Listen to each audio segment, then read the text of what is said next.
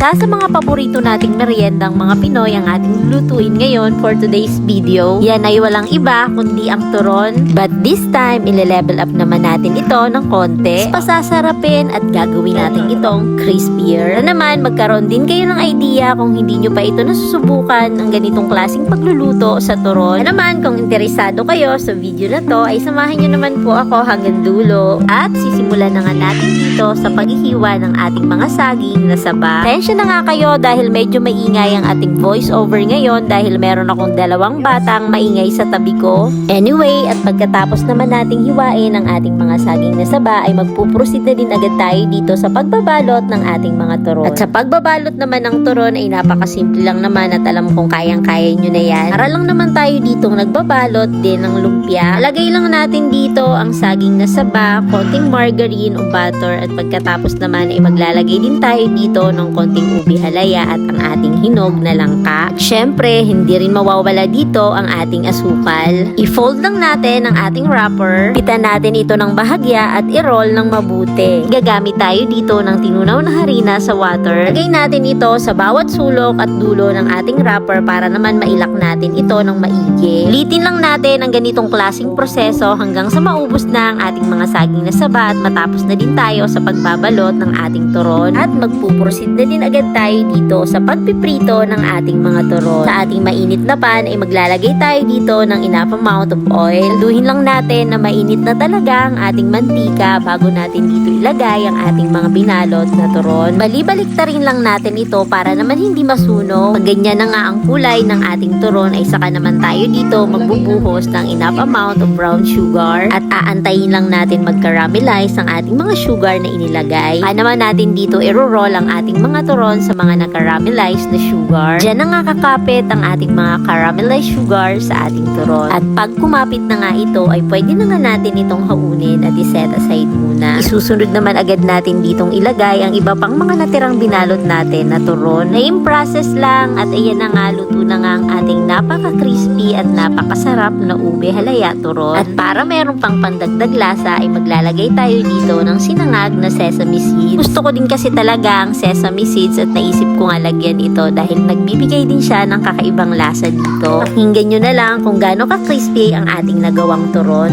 Ang sarap! Sana nakatulong ulit itong munting recipe na i-share ko sa inyo. Please do follow and share naman po at pa-comment na din kung taga saan kayo. Sa susunod po ulit ha! Bye! See you!